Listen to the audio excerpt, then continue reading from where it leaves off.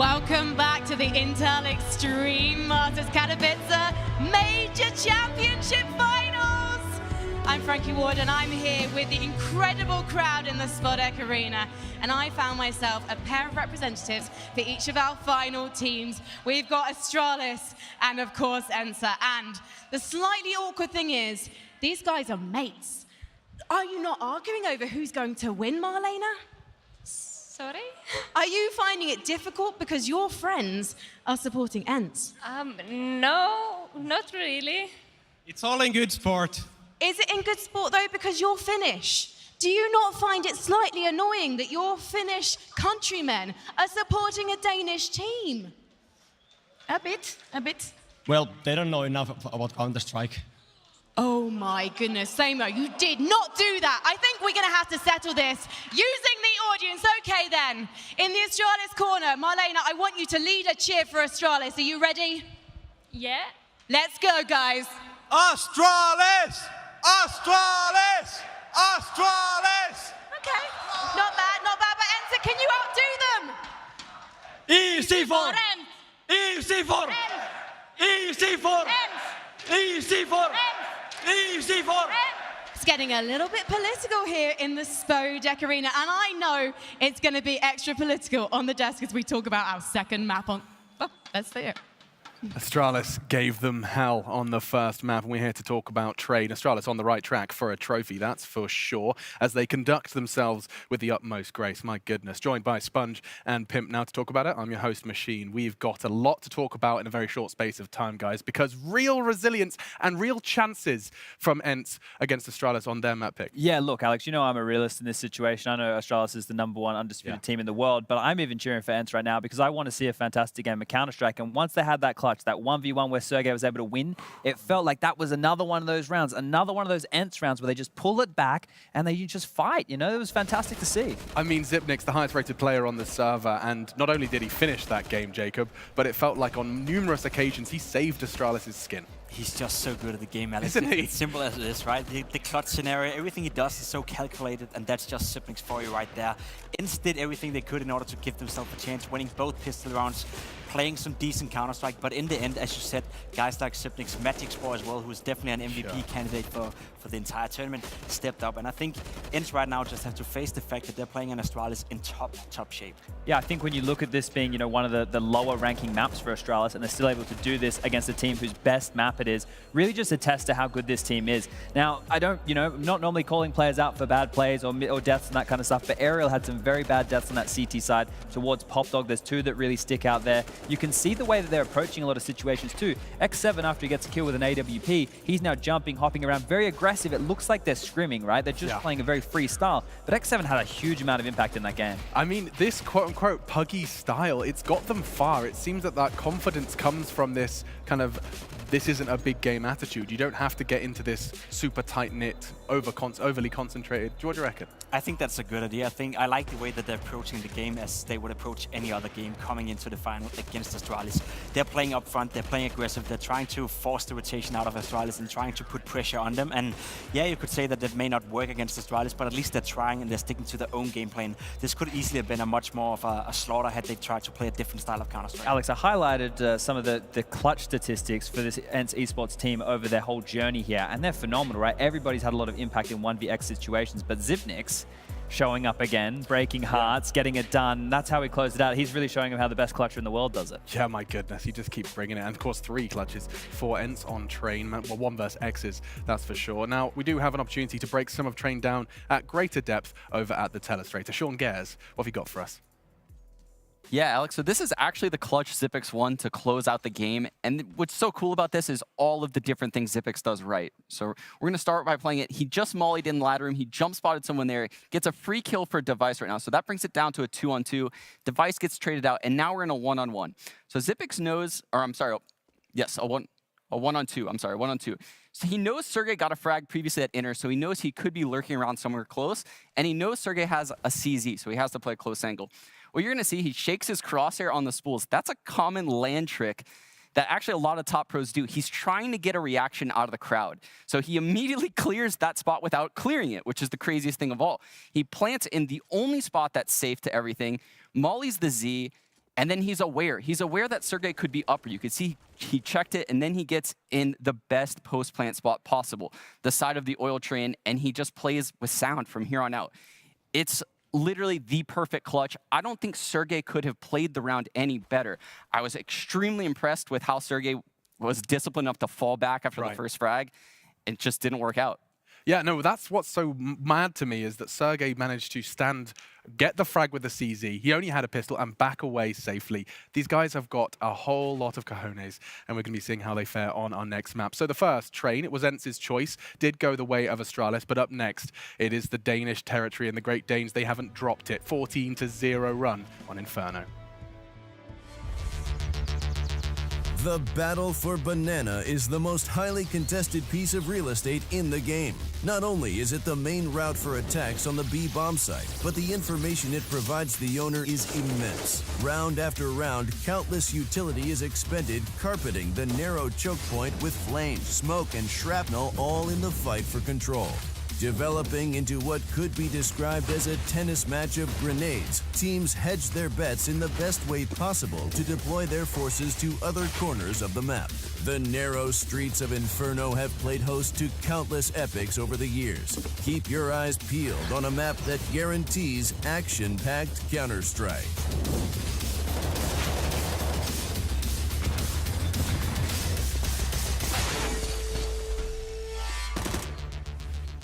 So the reason why Banana is such an important part of the map is because of the utility required to take it. And what we're going to watch right now is how Astralis dominates the Banana with utility and what it means for their late rounds. So we're going to have 3 people going to Banana at the start of the round, and you can see it forces MIBR to throw that smoke right there as a counter, so that way Astralis cannot get control of Banana. Glaive is jump spotting, and he's just double nading right now with Device and Xyp9x. And what's going to happen is as the smoke fades, they have a perfect timing for a re-smoke bottom Banana, the double mollies in the middle, which then requires another smoke out of MIBR. So now MIBR has used 2 smokes in Banana, and they have gotten no real estate for it. So it's now safe for Astralis to back up off of Banana, and I'll show you guys what this means now for the later round for Astralis, which is why it's so difficult to play him. So Dupree's going to get some info top mid and die right there, but Device is actually still alive at lane right there. And what he's doing is he's spotting mid, and then he smokes lane. So I'm going to pause it real quick. What that then causes MIBR to do is to go up the arch side of mid.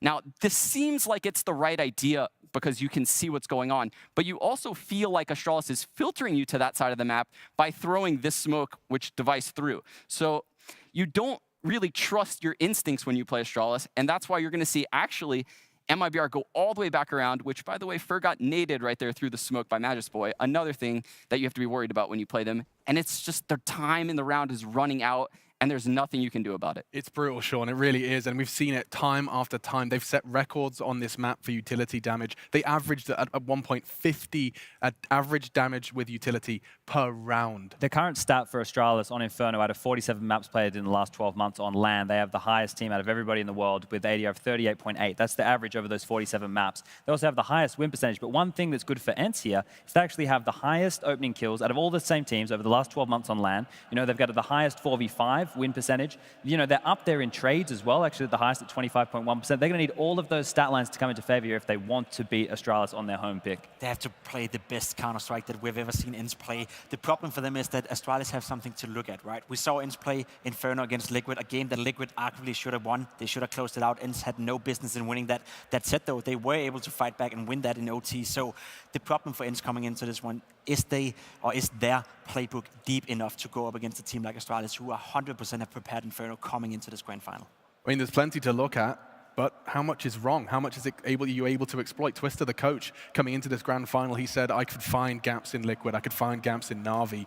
You're going against Astralis on a map that they have not lost in what feels like forever. They've got a 14-0 streak. It is truly against all odds, and as the stage starts to rise, so does the anticipation, because now it is one single map of Counter-Strike. They've played thousands, but this one means oh so much more. Dynasty to be forged for Astralis and Ence to complete the Cinderella story. The odds stacked against them. It's over to Henry G and Sadakis to shout about their favorite video game. Absolutely, I love Portal 2.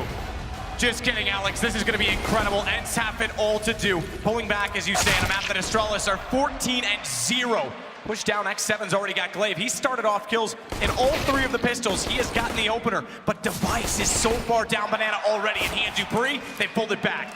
Aggressive start there from Ence, and he get the opening pick. It was looking very good, but Device towards Log shuts it all down. It's now just Aerial, and the Astralis players are very, very aware of that. The bomb's still down in T-spawn, they'll push towards the step, and there it is, the first pistol on the board for Astralis. They lost both of them on train, but this is a fantastic start. Device with 2, Dupree from 3, and they didn't have to deploy strategy there, really. Just a default, waiting for that aggression. Nice idea from Ence, get the first kill, but Device in Logs manages to find all the kills required. Now, Ence have the option to force buy in the second round. It's very common on the CT side of Inferno. Get the CZ's armor, smokes out, treated like a gun round, but they're going to take the full eco instead. Nothing really purchased here at all as we head into round number 2. No nades, no armor, just default pistols, and I'll have a 5-man A-stack towards the apartments. Just watching to make sure no one jumped through boilers. They push down, you're absolutely right, but problem being, and they're discovering this the further they go with each passing step. There's no one there. Yeah. Back over toward B instead. Looks like it's clear, and indeed it is. Ence will be conceding this round for sure at this stage as Zipex finds a couple towards the bottom. Device will back him up with the AK-47. They don't have to force the issue on these frags, but Dupree can actually farm some cash to the MAC-10. You want to send those SMGs in first, as he does a lot of damage here. Great stuff. Will there be one kill found? Absolutely not. It's the SMGs doing most of the heavy lifting here, but Ence can buy up now. They'll have M4s for masses, maybe some orcs, we'll see. The AWP is available to X7, but I don't think he's purchasing it. Still waiting to find out. No, he's gone away from it, so he's gone to do with the AUG. No bomb plants required thus far. For Astralis, they just win it on kills. It's aggression. Down Banana that time. Now, if we look at this, there's no incendiaries at all. Apart from LXV's got 1. How do they get real control here? Well, if you send 4 players towards B, you might stand a chance. That's exactly what Ence have done here. Trying to get that banana control that Sean was talking about, but overwhelmed by the Molotov, they'll have to fall back. There's only 1 player on the A side. That's going to be Aerial, as Glaive pushes closer and closer to the mouth of the bomb site here. Flash over, they're going to try and reclaim territory. It's looking pretty good so far, but a kill in return. CT still fighting back, and it's a 3 versus 2. Sergey alone on the bomb site. They might not anticipate him, though. He gets the first frag. Smoke is good. This could be enough. But now he stands trial for all of his sins because they know he's there and alone. They're going to sneak through it as well. Already around behind. Holding off on the tree. He knows Dupree that smoke's going to be gone, so he swings back over and gets inside of the ruins instead. Aerial has not seen anyone. Yeah, he was aware of the possibility of a player going towards spawn, but there's so many angles to check. Sergey will do what he can here. It all comes down to the timings. Dupree, remember the MAC-10, he actually does not have the advantage at this point. And Zipex isn't immediately inside of the site, so this isn't a perfect trade. You have to take many steps to get there, but the fact of the matter is he's wasted so much ammo that Zipex has the chance because Sergey can't continue it on. And it's Aerial yet again. Smoke down, he won't be able to push through yet. Dupree's low. If he somehow can swing to find him and not be spotted in turn, he looked the wrong way. Aerial drops, Dupree covers it. An interesting approach there from Ence. They knew they had a lack of utility, so they tried to counter that fact with numbers towards the banana area. 4 to be exact, with the rifles, the SMG trying to battle back, but you can see 5 players from Astralis there ready to fight back, and it's Dupree once again. Now play with a flashbang off his teammate. Zipex throws a flash, he sneaks through spawn, and Dupree, like we mentioned, did not have the advantage in the initial duel towards first oranges, but he gets back up from Zipex there. They win the round, and it's 3-0. Dupree is 8-0, by the way. He hasn't even died yet as we enter round number 4. It's Ence with Deagle, CZs. And they've got a mountain to climb now. This is looking like a 4-0 start on the T side for Astralis. And think about the heavy heart Dupree plays with as well. His father passed just before the start of this major. And he's been here, he's been absolutely focused. No doubt the first emotion for him after this game, win or lose, will be with that of his father. Device takes down X7. Carmack spoke about it, the amount of sacrifice these players have had to be here. Dupree will finally drop. Gun available as well.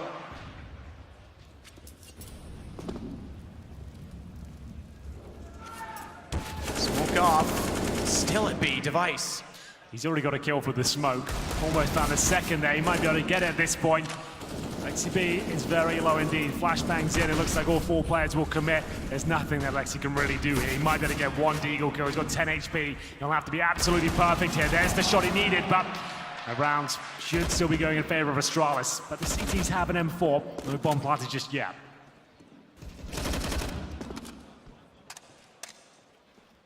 Alu swings it back in again. Sergey and Ariel get position. They know the Device is deep. He's already found the first. This is when Alu could walk in, though they're not looking his direction. Gets one, falls off, but he knows they're still on either side, and Zipex takes matters into his own hands. Just before it gets a little bit uncomfortable, Zipex takes care of it. 4 in a row, a decent round there from Ence, but no victory. But this is where the game really begins on the second map. Alu, considered one of the best AWPers on the CT side of Inferno. His arch play is spectacular, always delivers, but he's going to have to do more than ever in this particular round.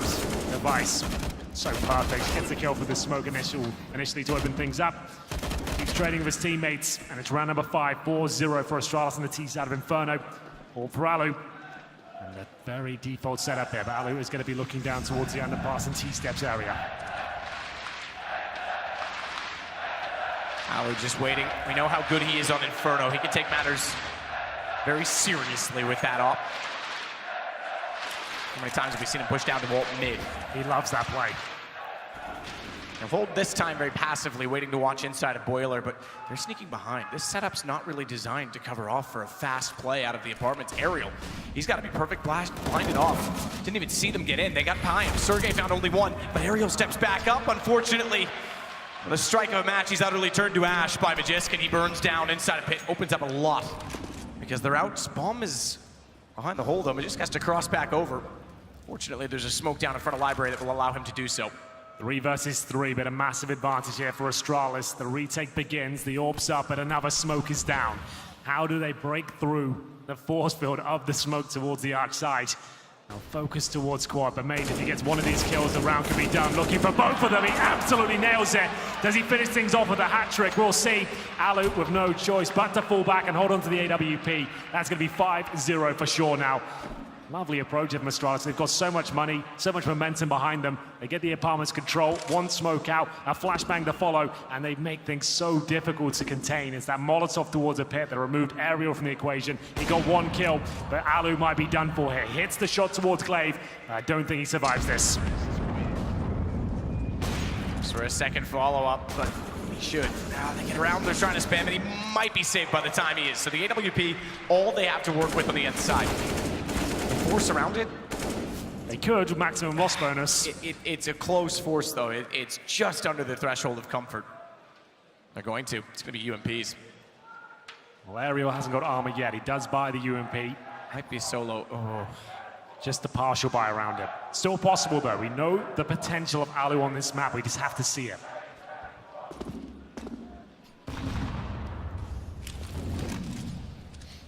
Just waiting again. Same position as last time, so didn't want to get aggressive with the op. Thought there was a chance he might. Might be too early in the game to start throwing caution to the wind. Wow, look at this so stack. cavalier. Yeah, this is very clever. Done. Game over. But did they know there's one behind? Sergey, he doesn't strike fast enough. The door open, they likely would have turned around too quickly. Yeah, but they're anyway. They're watching it. It's a nice opening pick, but Sergey can still cause damage here. Close range CZ. Doesn't land anything at all. It's Zipex with both of the opening kills. The 5 versus 3, but Alu's still alive. A small chance they can win this still.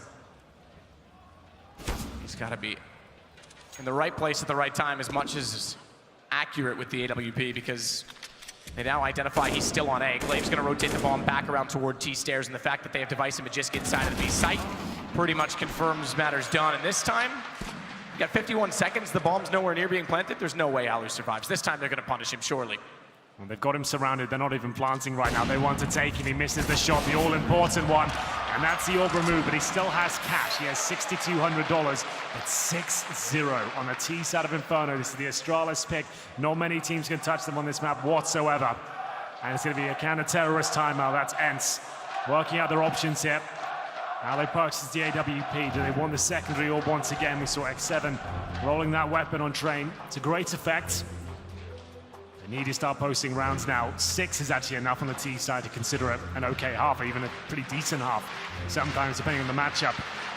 So they need to start posting a lot of rounds together. Astralis have so much cash, and the pressure's starting to get to Ence now. Getting ran over here in the first half of the second map. We've yet to see them really be run over. Again, they're somehow capable of pulling themselves back into these situations. They were 7-0 down against Big in an elimination match, 0-2 in the group stage. Yes, that's a very good point. Again, every time we say that, we have to remind you, though, that Astralis on a stage is something unworldly, something we've never seen in Counter-Strike before. They are just so good. It's very true. Now he spots the leg of one, still can't connect the shots just yet. Dupree baits out the smoke. Does he want to push it? Not quite. He'll fall back and accept the fact that he had some sort of a victory with that smoke baited out. But out of control for the CTs, but still very early on in the round. And LXCB with no grenades now. X7, same story. That's his smoke gone. So now, how do they hold on to this banana area? They've got nothing to challenge it with. They're going to boost it. You can see him call for it the second he went down. Alexi makes sure it's clear. He's above the Molotov. That'll give him one. They can fade back, but they need to get away from the flames, and they can't. Alexi was tagged just enough as he fell off the wall that he'll burn alive as soon as he wanted to get back to B. That's still a massive advantage for Astralis, especially on Inferno. The numbers will be very thin on the CT side. You can see it's just X7. Remember, no utility at all. That's, well, around half HP. He pulls another one back. Can he get the second? He absolutely can. That's fantastic as he goes into 4-on-2. That's a brave repeat. Especially, as you say, he was alone on the site. Xyp9x had to go back for the bomb. This buys a lot of time. No one rotating off, though. So this could still be X7 solo holding. And if they let this be a plant, and Alu's got to rotate over, he's the closest with the AWP. They've got 2 smokes on the Astralis side. Either of those are up in the post plant. This could be a huge problem. One's going to go down now. X7, he's found. It's exactly that. They're late to rotate. So bomb gets in. 18 seconds, it will be planted. And Dupree, he wants to hold inside of it. He's actually going to fall off. Probably the better call. He can certainly hear them working their way back in. He'll even consider Banana at this point in time because it's planted for him. He can swing out. Xyp9x, he stays directly on top at the emo position. It's a perfect way to swing. He can drop down, cover off anyone to his left. And Howler's the only one there so far. Again, the AWP, up close as it is. Utility thrown in, flash dodge. Xyp9x goes for it. Exactly the play that was called out. Dupree back in. He finds both, and it's 7-0.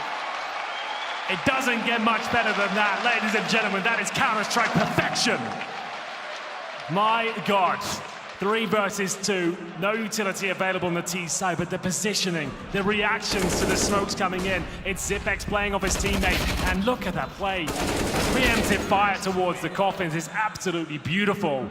How they pull that round off, I'm not sure, but Ence are really feeling it now. They have to go into round number 8 with nothing more than Deagles and CZs. They've got 4 HEs, however. They can get an opening kill from this, but they won't be able to recover rifles.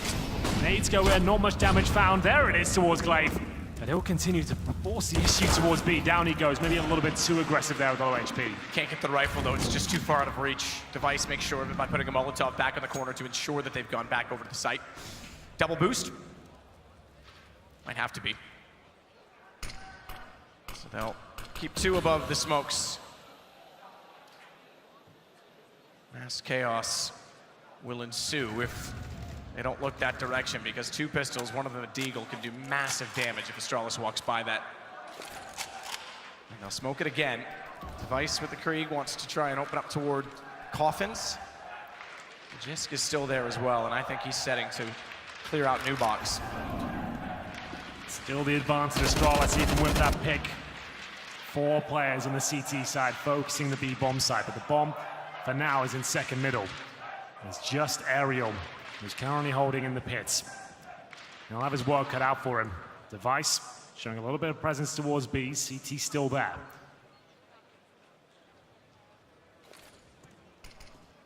Third smoke deployed towards CT. Not a lot of utility left over on the Astralis side. Device is close enough that he might actually be able to sneak under it, even with the boost. X7, he won't see him. Does, but it's too late. Doesn't want to fire at that point. He gives the information to Alexi instead. They try and walk the boost out. That makes it easier for Device to actually line up the shots, but Sergey, he gets underneath of it. Meanwhile, it's back over toward A. Aerial has to do every bit of work. He's got an AK to work with that they've given to him, but that's taken immediately back. Bomb's gonna go down, and it begins again at 3 versus 2. No kits available for the CTs, as Mages and Zipex both get in the apartments. A great positioning once again. Still the advantage, but Alu has an AK, 100 HP. You'd argue with the armor as well that he's their best shot at this. No kits, no smokes. How do they win this? One kill easy. Alu's gone. It just sneaks back around.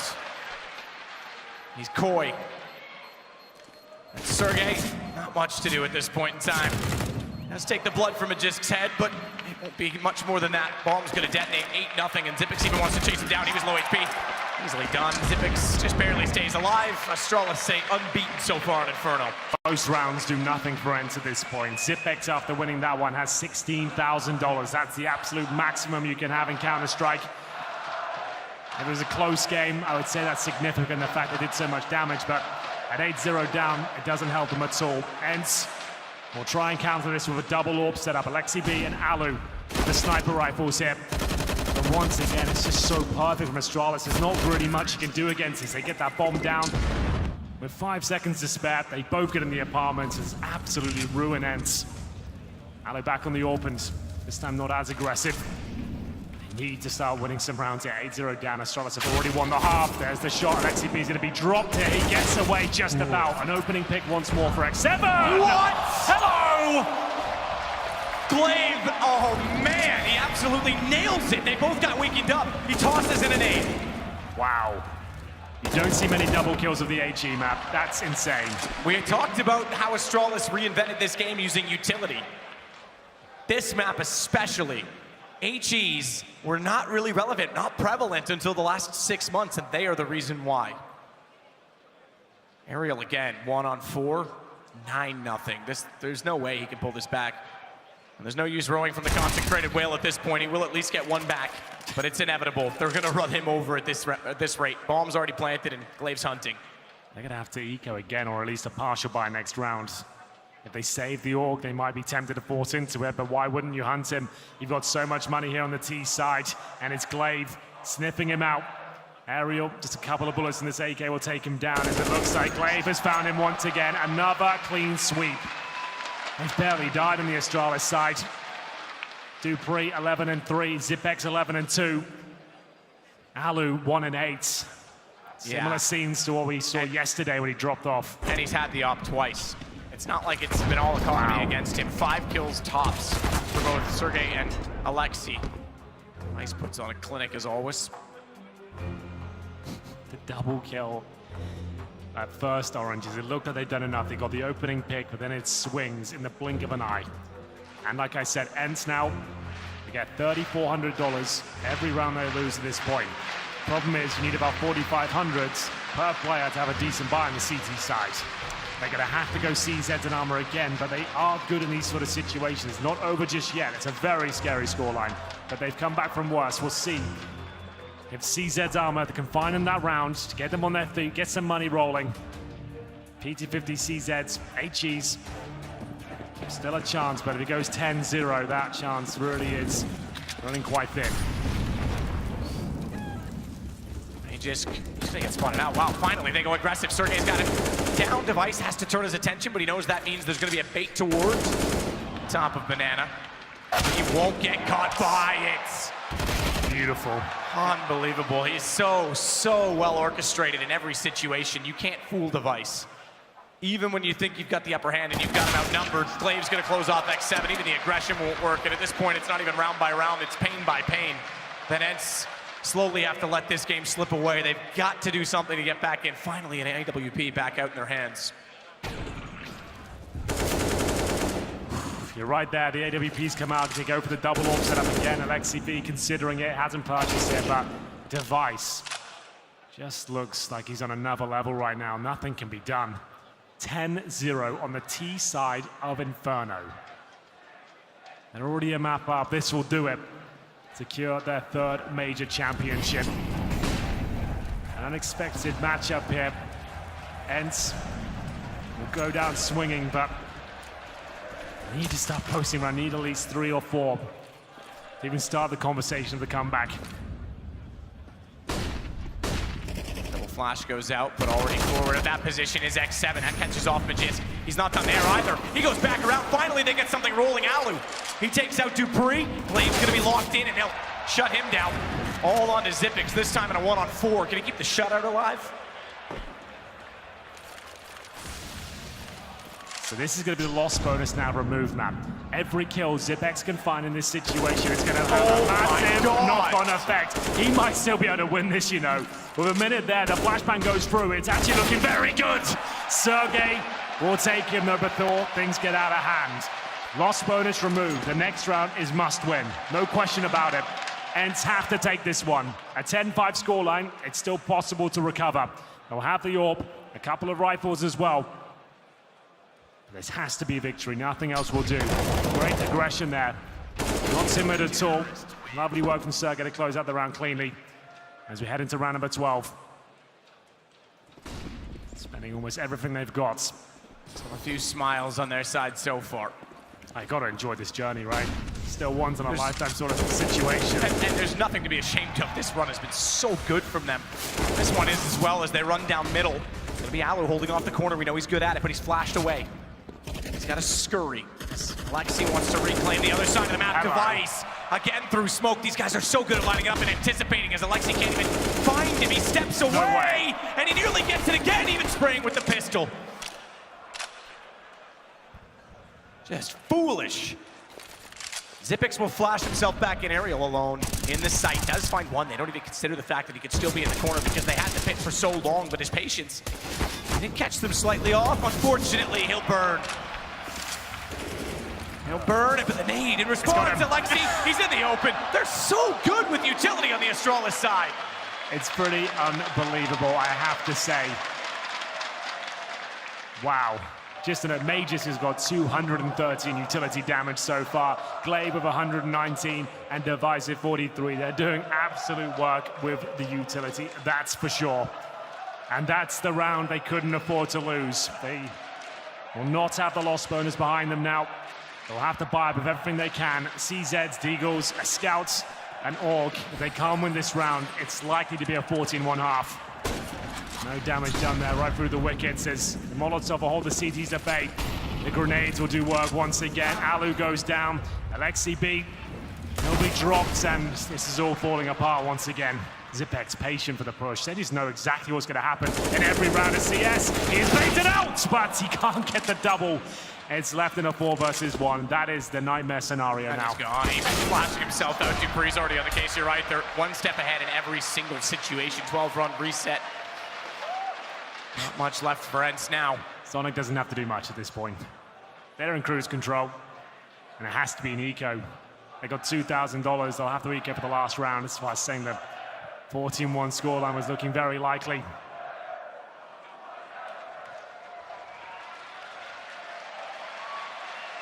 It's not so easy today. Full eco.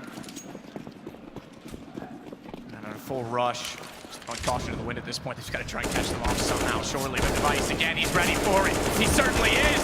Device nearly getting the ace. I thought he would get the 5th. Glaive beats him to it.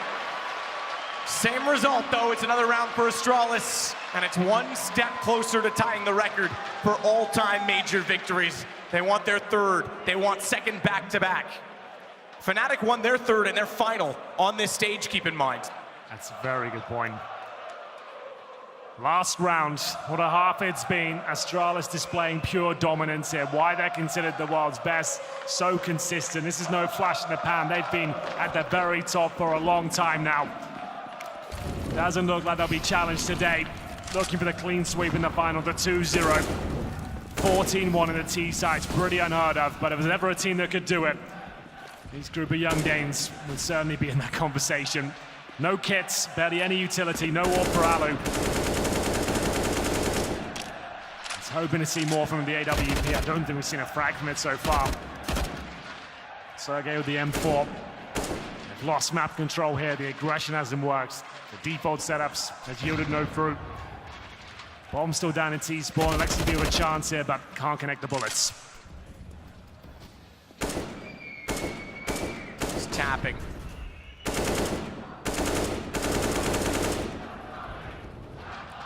Rice knows exactly where they're inclined to play.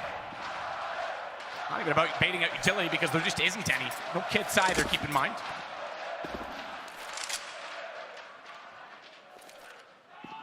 Smokes toward coffins now. As the Danes mount their attack. Firing through smokes even.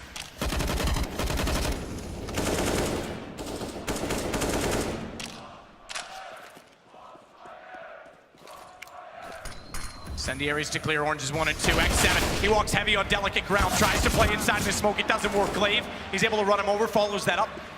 Once again, the site is open. Dupree will go for the plants. 4 versus 3. Zipex in a prime position for another kill as well. Absolutely nails it.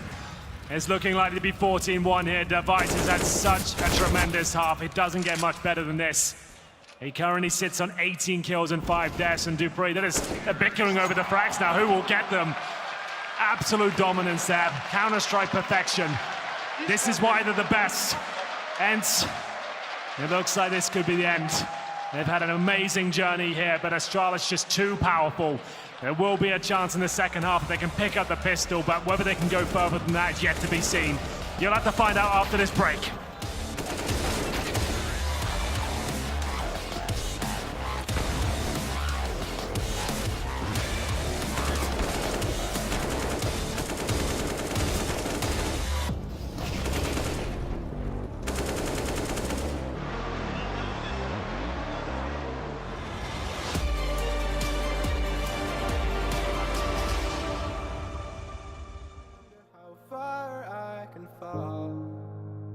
Don't look down, never fade out.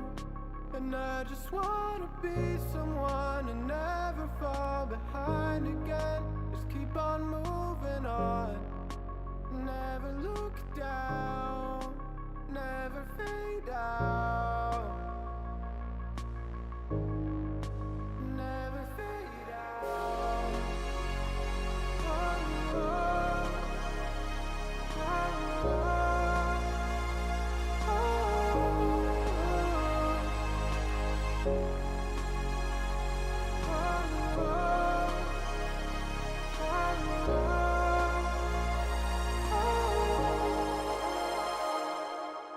Shooting through the clouds, I know it's alright.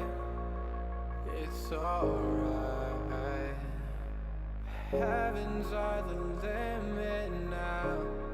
Let's fly just one more night. One more night.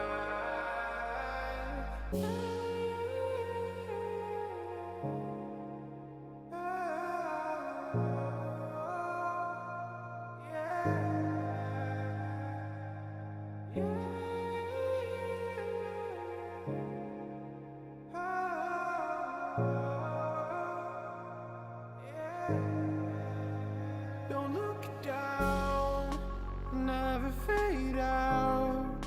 And I just wanna be someone and never fall behind again. Just keep on moving on. Never look down, never fade out. Never fade out.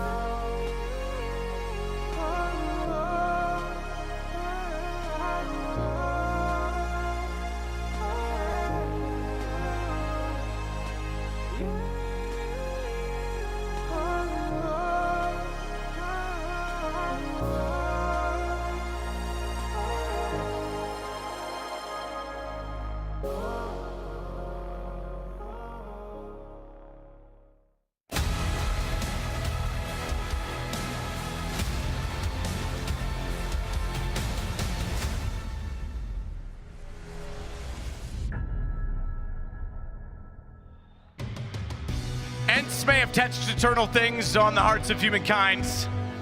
No one can ever take this run away from them, but Astralis, they never let it in their minds. It's not even come into a shadow of doubt in this game. It's 14-1, and we've got maybe just 2 rounds away from them in a 3rd major championship. Absolutely right. Ence will do everything they can in this pistol, of course. They've got 5 sets of Kevlar, and they're going for the rush towards middle. It's Dupree that takes a bullet to the face, but he will survive as they continue to push towards the arch side. Dupree to play it this low. What is that shot? Unbelievably good, as Glaive will try and back them up. It's the advantage for Astralis, but can they hold on to it? They're forward to the smoke, but they've lost the bomb. Glaive's great shot takes down Alexi, and they've got to turn back forward. He's well aware of the fact, and Xyp9x has already rotated in, so Aerial is fighting in very difficult circumstances. Fortunately, they cleared out Pit, and they have the backside of the site. On top of that, they've got the advantage. A comeback. They have to play it. They have to put everything into it. They've got to give themselves every chance and believe in every possibility. They'll corner off Xyp9x, but Device has gone around. He's got one down already. He's isolated Sergey, but the reload could cost him. Sergey holds on, and Ence get their second. Smiles on their face. They should enjoy every moment of this. 4 of these players in their first major and the grand final against the world's best. They've won the pistol. They'll bring out the AKs, but as I mentioned in the first half, on Inferno, the CT side, second round force fight is very viable. 5-7 CZs, a plethora of smokes and flashbangs as well. Astralis will try and end this early. We've got lots of time to recover from that if it doesn't work out. Bomb down for the fact that they were holding it on the front man. They didn't want Alexi to run in around the corner and give up something quite so easily, but Dupree even still finds the first kill. They've rushed middle again, by the way. They rushed middle on pistol. They've rushed middle in the second round. It's a 5 versus 3. Damage down to Alexi B. It looks like it's falling apart, but they start to save the day. Goes to the 2-on-2 now. Good swing from Aerial down to just Xyp9x, puts the 1-on-1. We know how good he is, but he has to reload, and there's not enough time for him to reset into his tactics. It's when he gets time to set up, that's when you know you're in trouble, but if you can bounce, you won't give that chance away. Unfortunately, they do lose all but 1, but they stay alive. Well, it's a full eco now for Astralis. Do Ence just rush middle again? That one works out. It was a 5 versus 3 that's recovered. I love the fact they smile on their faces. Nothing to be ashamed of here. 1 HE, 1 Deagle. That's all Astralis will bring into round number 18. And they are sending heavy numbers towards middle again. It is Dupree waiting with the Deagle, but down he goes. He did get a headshot through the wall and take Alexi B down to 1 HP. That's incredibly unlucky.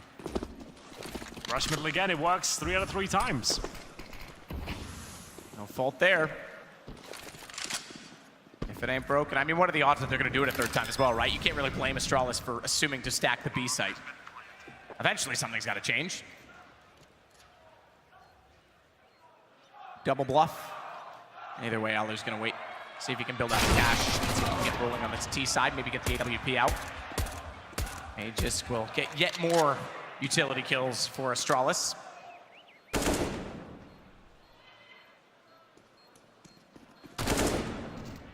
Just still getting it back, trying to use the Mac 10 at range. He's taking so too is Sergey. 4 players still up. I want to make sure Sergey he stays that way because they can't afford to lose any more of the AKs. Does bomb detonate? No, I think time's going to reset just barely. They almost lost 2 guns to the bomb at the end of that. Well, this is where things might start to come to a close. Astralis with the AWP. The Orgs are out. No kids, however. I don't think Ence will rush middle again. Now they've got 3 rounds in a row. Might be worth thinking about going back to the defaults and seeing what can be done here. Take it round by round. That's what they've done before. I mean, they recovered 15-8 against Liquid. This is a much taller order, but we'll see what can be done. Towards Banana they go. Mac 10 damage done, but Glaive with the M4. He'll get 2 and doesn't even want to fall back yet. And it looked like he was going to get taken down on that because Xyp9x was caught with a nade out. Glaive was never spotted. Momentum shifts yet again. They've gone low. Both those players on B are low, but Device is rotating over as a result. He'll bring the op. Alu's overextended. He's not aware that Device has come right back over on his side of the map. Boldly gets taken down. Aerial's the last alive. It looks like championship and major point of the Intel Extreme Masters Katowice event. Going the way of Astralis. All they have to do is find 1 remaining player. Dupree does that. 1 more round will do it. It'll be a 3rd major trophy heading towards the cabinet of Astralis. That's such a dominant round as well. Glaive, he's not messing around. 2 kills of the M4, falls back, funnels him towards A. Bomb nowhere near planted.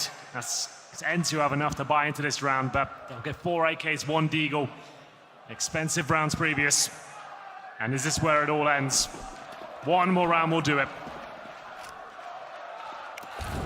And if you doubted for a second that they weren't the greatest of all time before, what argument have you now?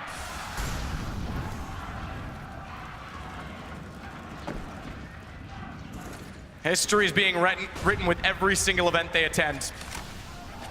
This is unexplored. No one's done what they have. Intel Extreme Masters, the Grand Slam last year, back-to-back majors. Surely 2019 can't possibly be as good as 2018, but there's no signs of them slowing down. Not for dupreeh either. He'll get 2. And walk in the smoke, Glaive. He'll only punish 1, but it's just aerial to find, and it's done! They had 1 goal. That's it. That's all they wanted. Back to back. And they've got it now. And the last to join the circle is dupreeh. How much he had to give to be here. How much he had to give up. The loss of his father, no doubt he'll be smiling down on him now because he has broken all the records along with his team. Absolutely stunning stuff there from Astralis. Perfection on Counter-Strike. Inferno is their map. They define how it is played. No one can stop them. Just unbelievably good, time and time again. And credit to Ence, who did the unthinkable to take down world number 2. World number 3.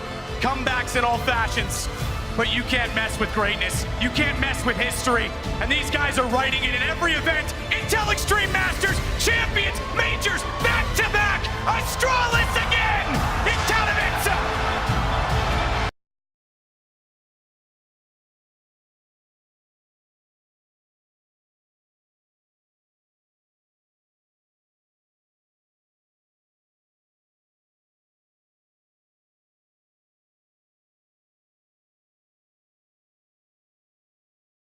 Astralis, they join an elite club, back-to-back majors, 3 in the cabinet. They don't lose a single map on the Spodek stage. Untouchable, undisputed. Astralis, your kings of Counter-Strike. Katowice, they've bared witness to the coronation. We here at the desk do too. Gentlemen, this is a run. This is a team everybody is setting their sights on. You stay on top long enough, you find the heroes becoming the villain, and my goodness, all have Astralis in their crosshair. Look, the Astralis brand is winning. It's as simple as that. These guys have done it time and time again. They're proving yet again that they stay the best team in the world, that nobody can touch. The gap that they have set, the precedent that Astralis have put down for the rest of the Counter-Strike scene is immense, and I don't know if anybody can climb it. No, they're the best team in Counter-Strike history, in my opinion. This is the most competitive era of Counter-Strike we've ever had. Dozens of teams paid to be pro full-time, analysts, coaches, sports psychologists. It doesn't matter. None of these teams can match Astralis. 12-0 in the playoffs in the last 2 majors. Alex, every other team in the world goes to bed at night, and this is what they see. Astralis are their nightmare. I'm scared. It was Muhammad Ali who said, if you even dream of beating me, you better wake up and apologize. And I don't think Astralis are far from it. People are going to start having those dreams, and my goodness, I don't think we're going to see them realize who on earth takes a trophy away from them. Well, OJ, he's going to be talking to the victors now. Thank you very much, Alex. It's an emotional stage right now. I'm with dupreeh, who I can see has got tears in his eyes. Emotionally for you right now, you must be going through absolutely everything. Yeah, it's very unreal. I came into this tournament with my father. Yeah, he passed away just before I got here, and his last wish was that I went here, and so I really want to dedicate this win to my father. Mate, come on.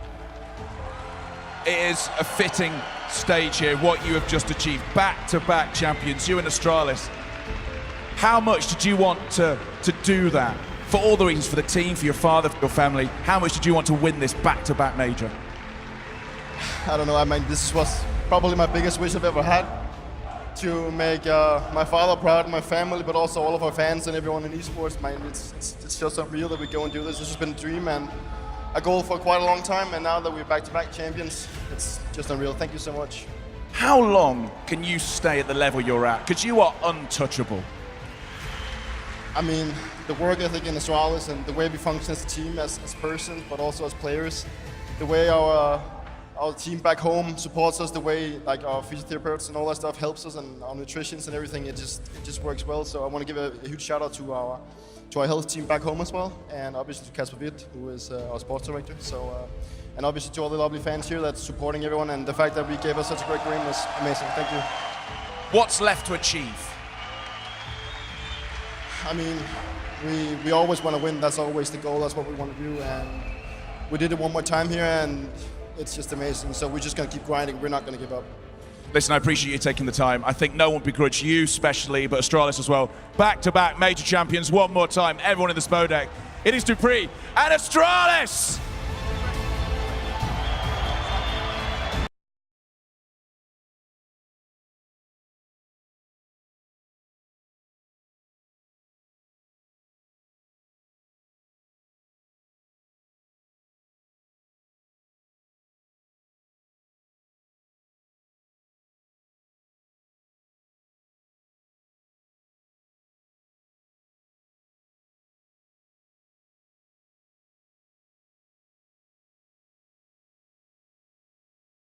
Dupree, one of the many players who has set his life goals into the world of Counter-Strike, and you can see it coming into fruition. So much sacrificed in pursuit of glory, and glory they get once again. Astralis, they just look so comfortable under what should be the greatest pressure of their lives, of their careers. For some reason, there isn't an ounce of it. Smiles as they dismantle a team that has taken this world number 2, the world number 3. Ence pushed all of those teams aside, and yet Astralis, they still look down and laugh. I don't know who can challenge them anymore. This is just a, look, for some people it's a problem. For others, it's basking in the greatness, the glory of beautiful Counter-Strike, the fact that they can produce this time and time again. Na'Vi and Liquid were the two teams coming into this tournament who could be a threat. They were the two teams who we could take the fight. And Ence, the underdog, Ence, the team from nowhere, are the ones who rock up in the grand final. You can't say anything against them. They did what they needed. But Astralis, they just stand tall. They've come close to breaking and setting records all over the shop, whether it's a map spree on Nuke, Inferno, whether it's trying to get 2 16-0s. Yes, that's a record that they're aiming for at this point in time. It's just ridiculous. Yeah, it's crazy. I mean, they're on pace to bring Inferno up to their Nuke streak at this point, and I mean, there's just no weaknesses when you look at these guys. They've put so much work into this game. They've defined this meta of Counter-Strike. They've shaped how every team approaches this game due to their hard work and just finding different ways to play. Ence, of course, moment to talk about our runners-up in this grand final here on Championship Sunday. They get their medal, and my goodness, that medal better be pride of placement, because of what they have achieved is not going to lose value by being unable to topple the infallible. The expectations that they've exceeded to get to this point, the Counter-Strike that they played, Ence have to be proud of their effort. You know, they're going to be disappointed in the moment, but they know that they've just brought Finnish Counter-Strike back towards the top, somewhere it hasn't been for years. Big Clan, G2, Vanguard, Liquid, Na'Vi, and they dropped 2 maps in all of those series. Ence, their run not to be snubbed in any way, in any stretch of the imagination, and of course they'll all get their personal medals as well, something to take home. You can't all share the trophy, can't chop that one up. The IEM trophy, absolutely a prestigious award for what was an incredible performance from Astralis. Look, Astralis only had 4 games go to double digits. They only lost 1 map, and that was to Renegades and Mirage in overtime. Nobody was close. Nobody was even, you know, sniffing them out. It's actually incredible. It's incredible, the fact that they've done it 2 majors in a row, only dropping 1 map along the way. I mean, like you said, no one ever looked like they were going to contest Astralis in this playoff bracket. And you can't take anything away from Ence's run. They beat some incredible teams, like you said, Alex, to get here. Yeah, but this was a different kettle of fish. This is a different beast.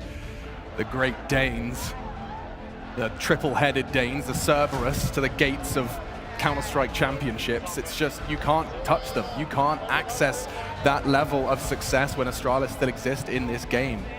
Dominance, and it keeps getting better. Their Counter-Strike, it's not like it's falling off. It's not like people are catching up. If anything, the gaps in the games, they're getting easier. Astralis, they start their 2019 with a huge result. 2019, Astralis are your champions, and they will be setting their sights on the rest of the year to do exactly the same. We've got to reflect upon this, not only their run, but of course this major as a whole. And a storyline that I'm sure will be attached to Katowice for a while now. We've had the fair share of teams come through. Fnatic forged somewhat of a dynasty in this very arena. Astralis have done the same. And Ence, you're definitely going to be on the tip of those tongues. Audience came from around the world. We have had Australian. Personally, I've met people who've traveled from Australia, China, you name it, around the world. Every part of Europe, all gathering in the city of Katowice to celebrate Counter-Strike, to watch what Astralis can do, to see Ence. And every single one of those Ence jerseys sold out. Yeah, I think when we look at this run from Ence, and we talk about, you know, if you haven't heard it, you haven't been listening to any of the desk segments, this has been the best format possible at a major. Wow. There's been the format with the best of threes as the gatekeeper. You're not getting through with any gimmicky wins this time round. And Ence proved that they're not to be laughed at, they're not to be sneered at. They're a contender, and I hope that they can continue that kind of form as this year progresses, because we do need more names towards the top. Yeah.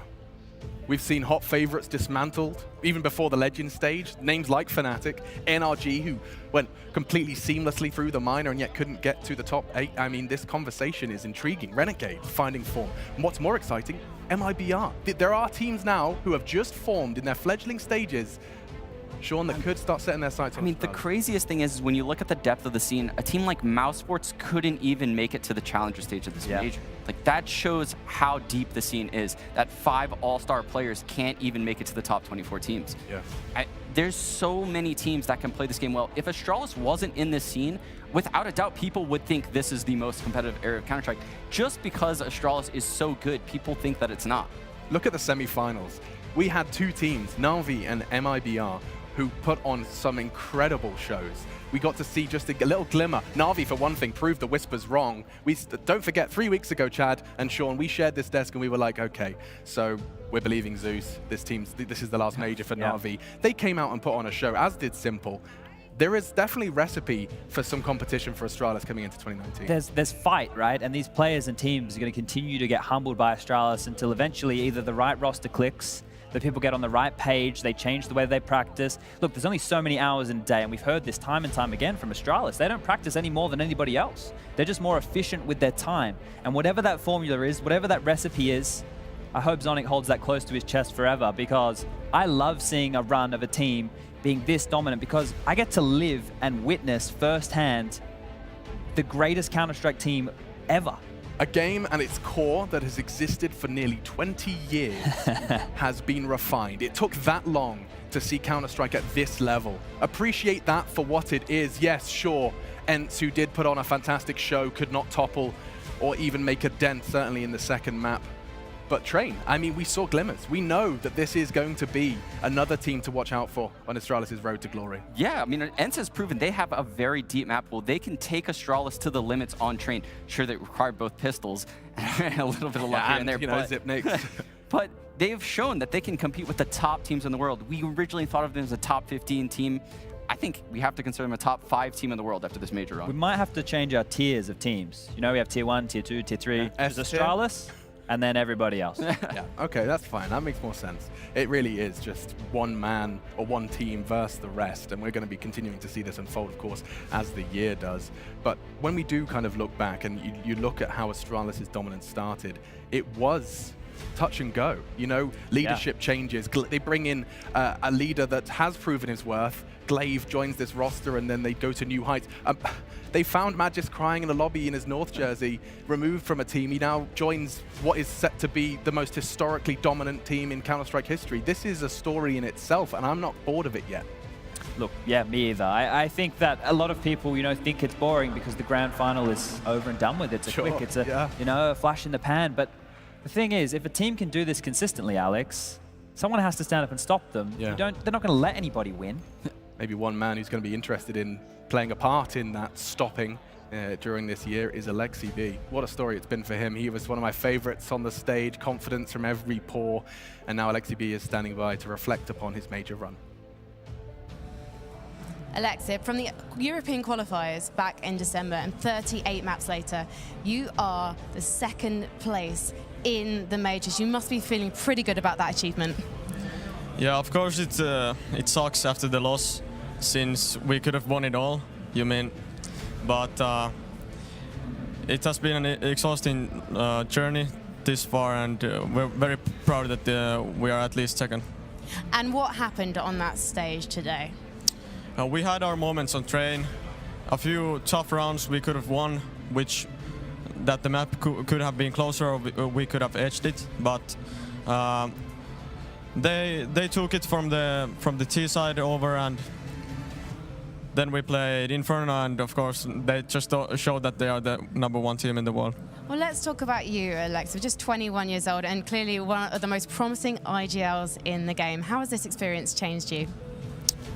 Of course, this experience boosted my motivation a lot, and like trusting myself, trusting my calls, trusting my team, because we can do it against the #2 and #3 teams in the world, so feels good. And you have captured the hearts and minds of thousands of fans around the globe. Is there anything you would like to say to them one last time? I want to thank everyone who cheered for us here. It was an amazing experiment. And it's been an amazing experience getting to know you, Alexip, so congratulations, and let's head back to the desk. Yes, indeed, an incredible journey, and you can see that Alexi B, we've been talking about his absence of emotions, even he is not impervious to a grand final in Counter-Strike at this very moment. We do have an opportunity now to take a look at some of the Counter-Strike we witnessed, so why don't we go ahead, kick back, relax, and check out the Mountain Dew AMP Game Fuel Power Play. The Mountain Dew AMP Game Fuel Power Plays.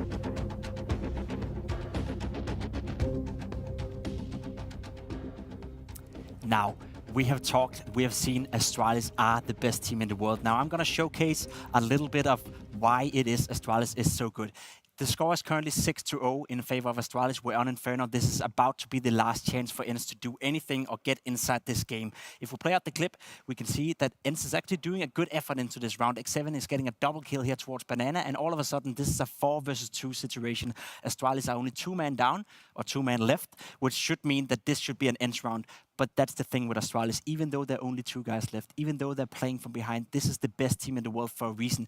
Now, we get to see Siblings get the first kill right here, and we have currently a 3 versus 2 situation. So even though Ence is doing everything they can in their power to win this round, it still gets down to the wire. It still gets down to a clutch situation. So what's going to happen in a second is that you can see Siblings is taking a little bit of an unorthodox position. He's making a play, and this is where I want to focus. These individual players from Astralis are so good and so skilled. Now, what's going to happen in a second is you can see a flash coming in from Alu that is going to go in here. Now, the instant reaction from Siblings is to drop down from here, hide behind the wall, or use the wall as a cover, and then fight Alu straight away to get that initial duel and get the advantage going into it. So that's what's going to transpire now. You can see the flash come in flying in a second. Siblings drops down using the wall as a cover, gets the frag, and then Dupree follows it up with a double kill. This is why you can't beat Astralis when they're on this level. Individually, they're just so much better than everyone else.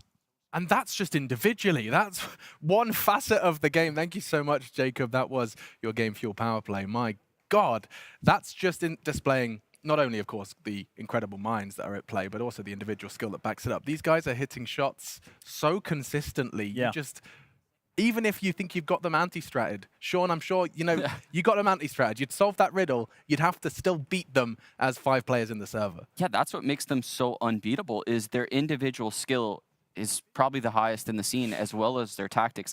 This would be their 11th tournament they've won since that desk that we sat at in DreamHack Marseille last April. 11 tournaments in less than a year. These guys hardly go to more than one tournament a month. They're not like the other teams in the scene. They don't like, you know, jam-packing their schedule full of tournaments. They've won pretty much all of them. There's only a couple that they haven't. Well, with the Intel Grand Slam in their belt and just starting Season 2 of the Intel Grand Slam with a win at the Major, there's a lot of million-dollar conversations happening right now, and I think that format might be working for them. Well, I think, you know, liking winning and liking money, it goes side by side. So if they can keep that ball rolling in that regard, that'd be fantastic. But some of the things that they do really well, especially on this Inferno game, is that their spacing is always on point. Everybody's awareness, you know, when a duel goes down, when a fight happens, they react. And you could see time and time again the utility that we, you know, elaborated on came into play on their T side. It's the CT side that it's known for, right? So much damage in banana, you know, making sure that they're getting stuck in the choke points. They had that double tactical nuke on the B bomb site where Glaive had both those kills come down over the wall. Everything they did in this Inferno game was perfection. I mean, that's it. You end your grand final of the Major with what our experts are calling perfection.